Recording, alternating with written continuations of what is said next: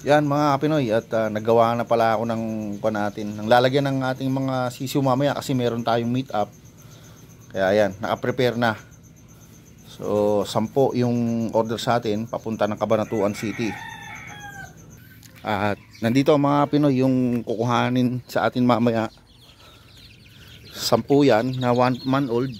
Yan. So dadalhin natin to sa market mamaya, doon ng meet up namin sa may tapat ng Jollibee. Yan ang dadalhin natin mamaya mga Pinoy. So hindi na ayaw nang pumunta ng buyer dito, so i-meet up na lang natin mamaya.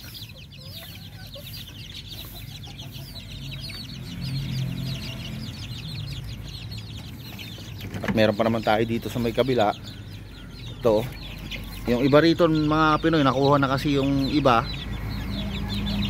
At ito, yung mga natitira pa natin dito ng mga going 2 months o 1 month and a half. At meron pa tayong natitirang 4 pa yata ito mga Pinoy.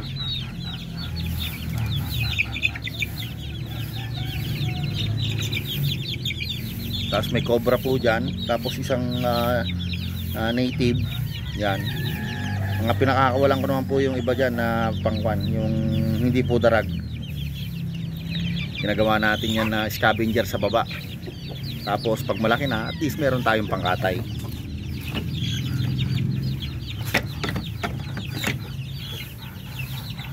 Ito yung hiniwalay ko naman na bibe. Yung dalawa na medyo maliit kasi yung iba mga kasama nila doon malalaki na. Ngayon ito kasi naiiwan ito mga Pinoy, so kailangan talagang ihiwalay kasi natatapurak na pagkakakunan na sila, napag-iiwanan na sila ng mga kasama. Bagay mas bata naman ito mga Pinoy, kaya okay lang.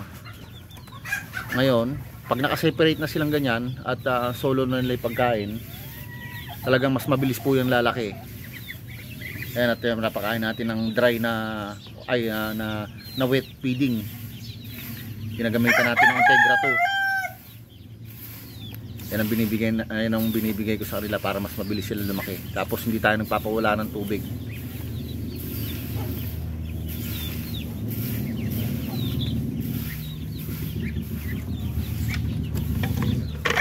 And then yung mga bibi pa natin dito, dati 6 to mga Pinoy. Yan, 3 na lang kasi nung yung reunion namin sa San Jose City, punta kami doon. At pinakatay ko yung 3 mga Pinoy. So yan po yung kagandahan ng pag meron tayong alaga, libre na yung ating pang share sa mga handaan. Libre na yung ating mga panghanda. So di na natin poproblemahin, pang sahog na lang. Yan. So meron pa tayong natitira dito na 3. Yan mga Kapinoy, sa ginagamit ko lang yan mga pangkatay. So bihira naman po ako magbenta ng mga bibe, lalo pag malalaki na. So ginagamit na lang po namin yan pang ulam-ulam or panghanda. Kahit papaano hindi tayo masyado problema pagdating sa paghahanda or mayroon man tayong bisita. Hindi na ako mahihirapang manghuli mga Pinoy. Ayan na, meron na tayo agad.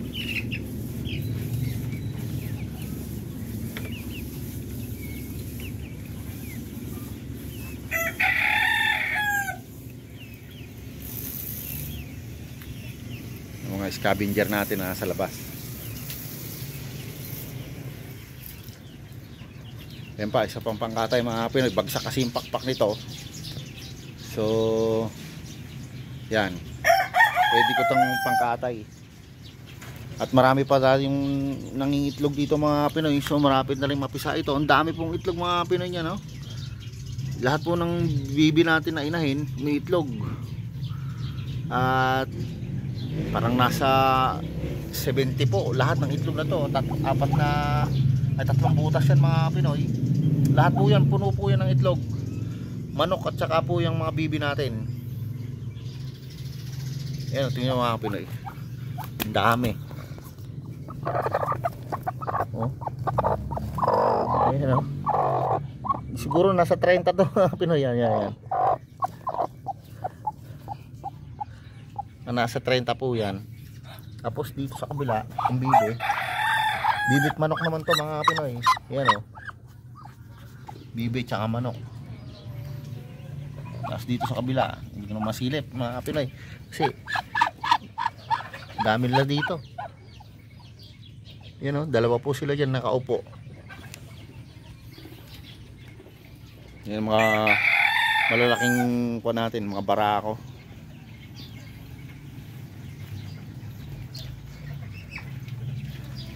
Ito yung mga future breeder natin mga Pinoy. Mga going 5 months. Yan. So konti na lang yan mga Pinoy. Mga siguro mga 2 buwan na lang. Pwede na to. Yung rooster gusto nang sumampa niya ng mga Pinoy pero bata pa oh. Nagpa-practice na siyang sumampa.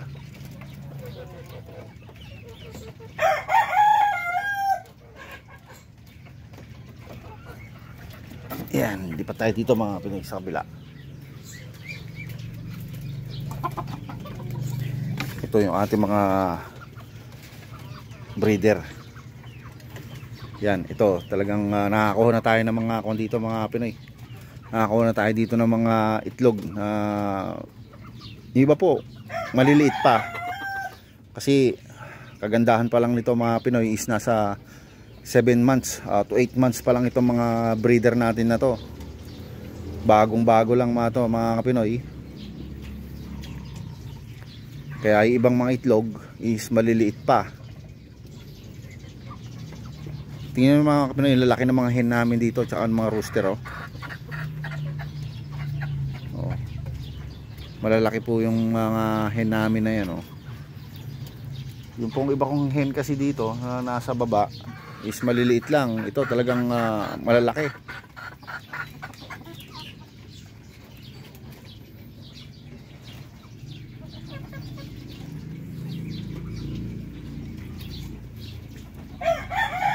Lipat tayo dito sa kabila mga Pinoy.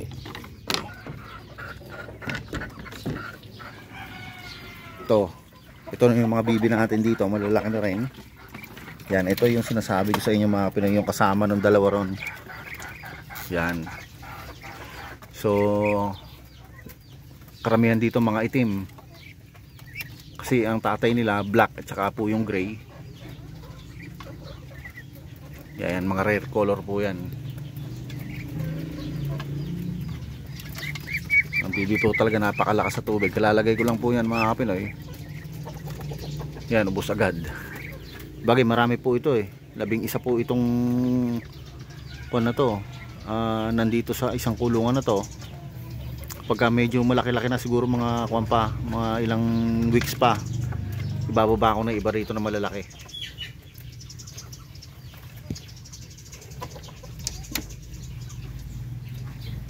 At ito naman yung mga papalitan natin mga Pinoy.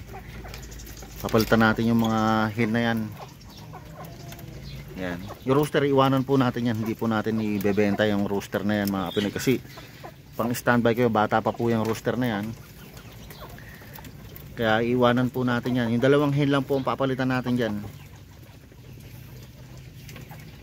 Kasi maganda po itong rooster na to. Yan.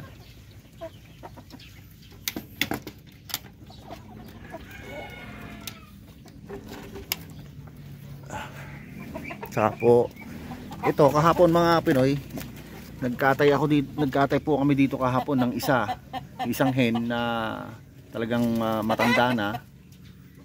Yan, nabawasan na to ng isa mga Pinoy at pinang-ulam natin kahapon. So niluto ko po na tinola. Kaya 2 na lang po yung hen natin dyan. Papalitan na rin natin yan mga Pinoy kasi matatanda na rin talaga. Meron naman na po tayong mga pamalit dito. Yung dito sa taas natin na pamalit. Ito mga Pinoy, mga bago natin yan. Kasing edad nung nandun kanina. Yan. So 12 po lahat yan mga Pinoy. Yung kwan po dyan, yung 10 babae. Tapos yung dalawa isa rooster. Mga ilang months na, mga siguro mga 2 months na lang to mga Pinoy, at magdadrop na rin ng itlog yan. Hintayin lang natin para pagulang ko lang to mga Pinoy.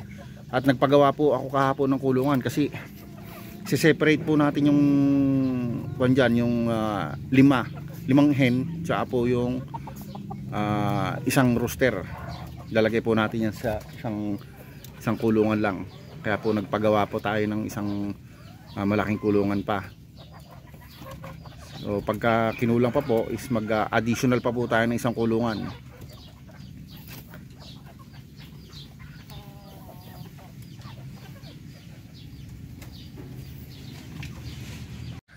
So yun mga Pinoy, at hanggang dito na lang muna po ang vlog natin for today. At shoutout po sa ating mga OFW, saan man po kayong panig ng mundo. Don't forget to subscribe and hit nyo rin po ang notification bell para palagi po kayong updated sa ating pang mga susunod na video. At ako po ay nag-iiwan sa inyo ng mga katagang. Pag may pangarap, magsumikap. Alam.